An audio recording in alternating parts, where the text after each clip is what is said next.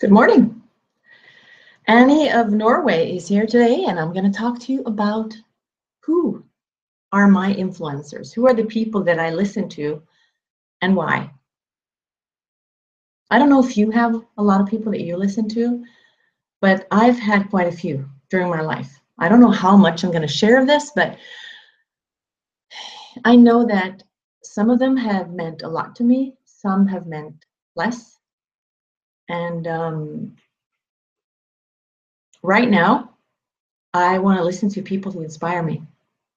Before, I would listen to whoever, a lot of times, whoever was put in front of me in the form of a teacher or growing up in church, whoever said something there, my parents. But after a while, you start being more critical.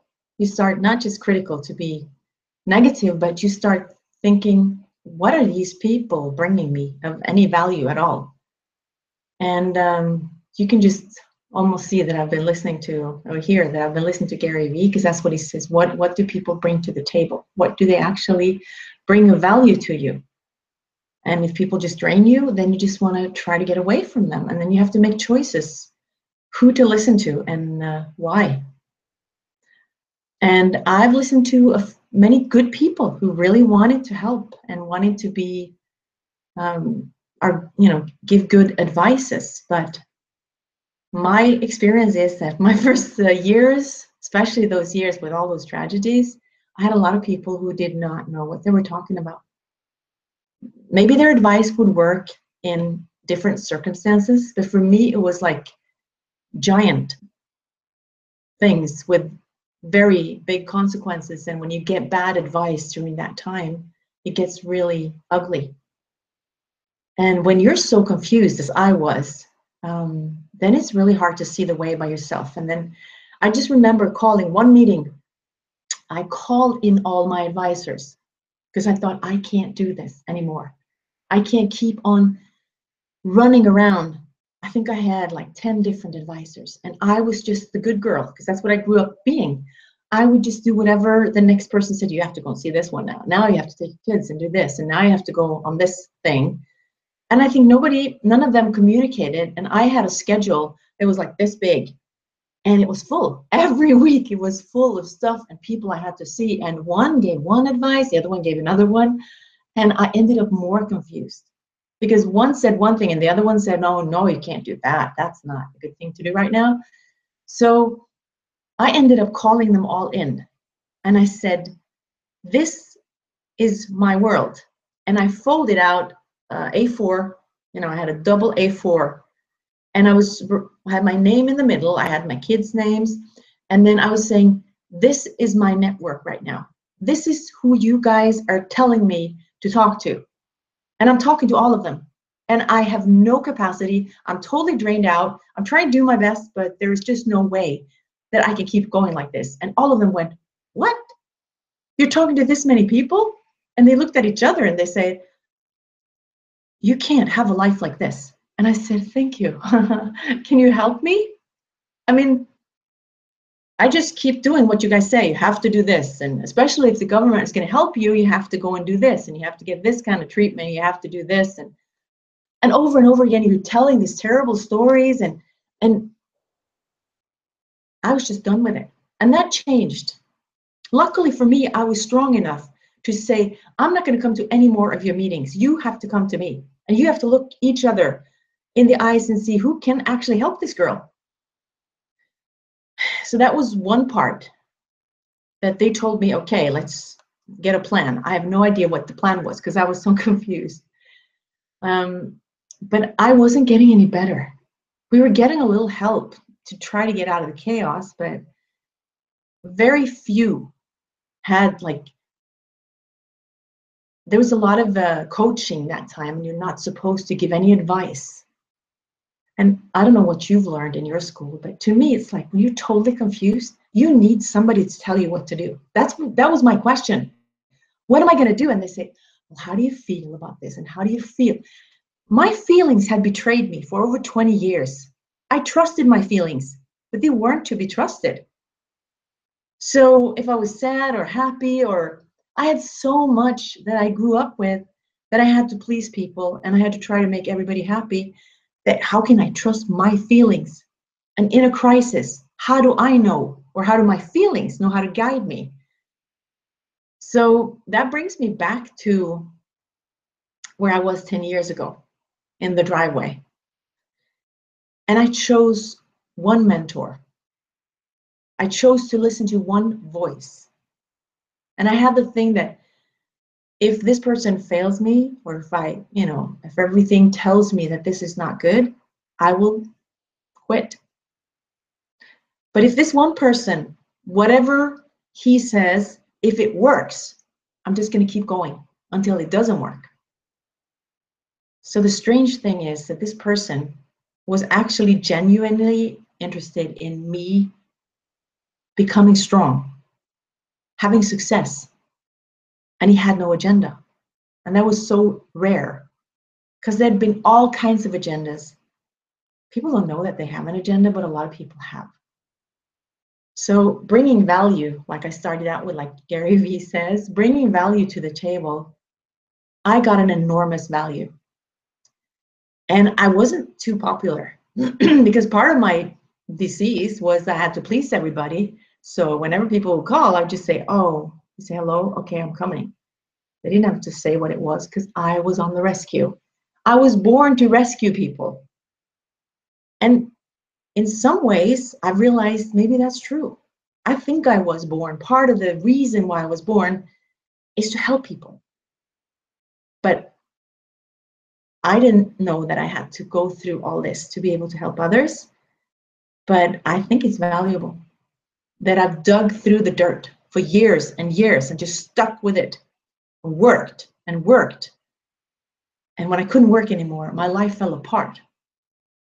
Because that was what I loved doing and what I thought I needed to do in order to be loved. So when I couldn't work anymore and I was offered a job when I couldn't work, that was my way out. So I started out with what I could do. As I told you the last time, I could make lunch.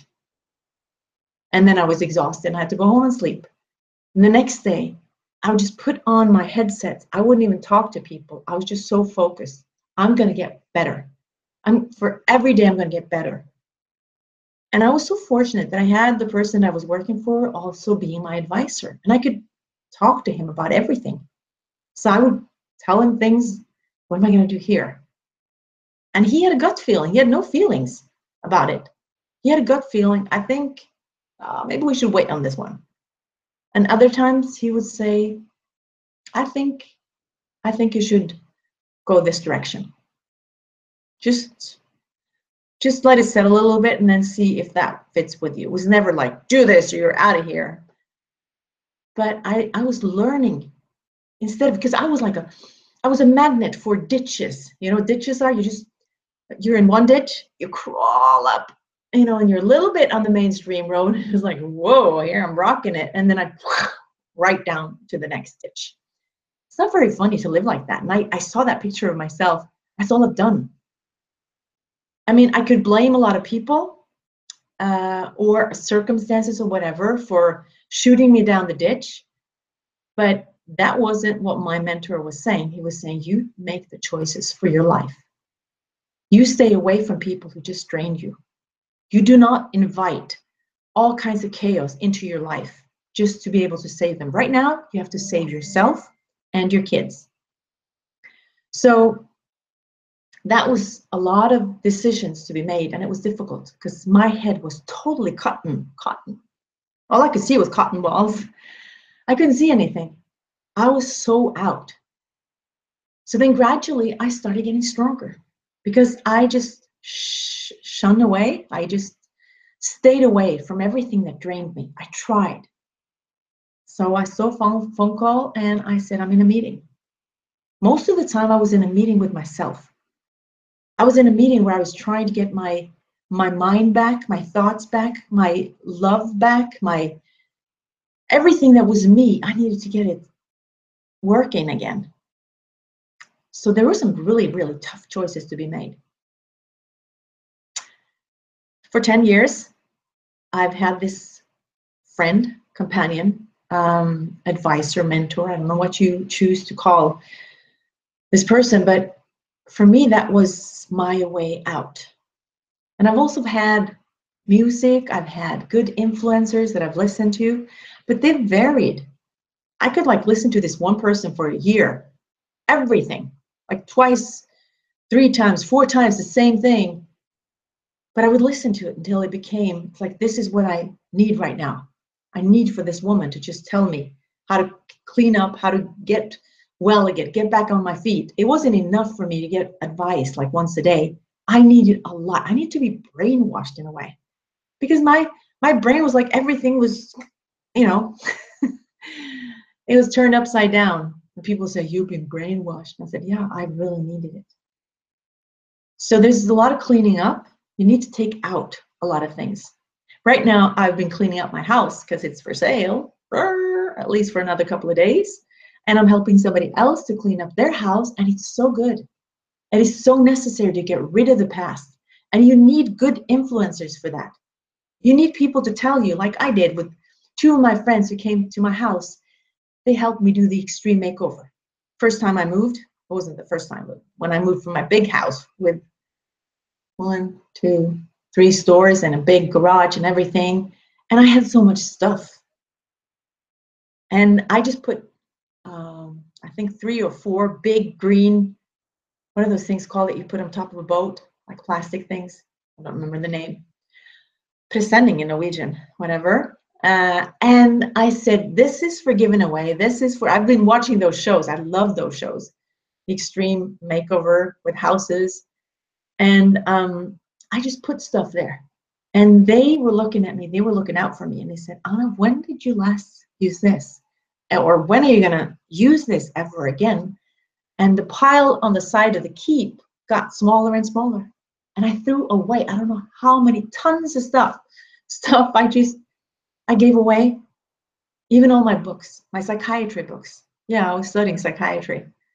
I have a degree in psychiatry. I started an education for people in psychiatry. Or yeah, psychiatry. And I was so drained. Every time I went down, I looked at the titles and it was like anxiety, depression, addiction, all kinds of stuff. And it was just looking at me and I couldn't get any peace. And I said, I need to just start over.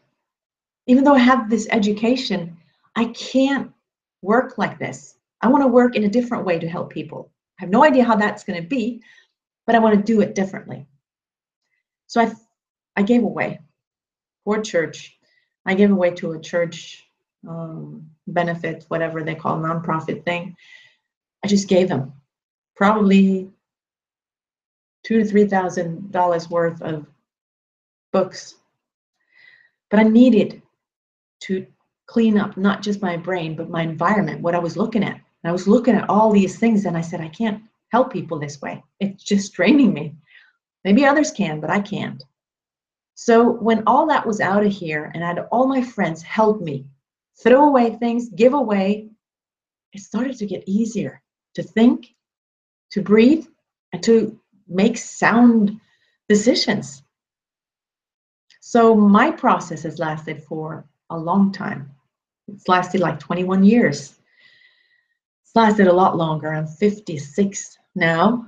And I listen to people my age and they're talking about, oh, in a few years, I'm just going to retire. And I'm thinking, I wasted so many years of my life in darkness, in just surviving. I'm just starting to live. This is why on earth I'm still working. My limbs are still, I need to get up in the morning. I can breathe, I can talk. And I want to keep on helping people. That's my drive. I love to see people succeed. I know that that's a very bad cliche to say, but I actually do. There's nothing that like touches me more than I see people come from a bad situation and having joy running around. I love that. I really do. And I love seeing my kids happy. That's one of my other drives. I love to see them happy and flourishing and having fun. even though they don't have to call me every single moment of the day anymore because they don't need me as much anymore. And that's okay, because I don't want to be a clingy mom or the mother-in-law from somewhere else who's always putting my nose into their thing, trying to control them. I want them to have the freedom. My kids deserve to have a good life, full of love and full of joy. And that's what I want for them. And that's what I want for me. So I'm going to wind up right now. I don't know how long I've talked. Doesn't it have like a counting thing? It doesn't say how long it's going to last. But anyway, thank you for listening. I was telling you about my influencers, and I've had a lot of them. And I might go into more details later, but for now, have a wonderful Monday.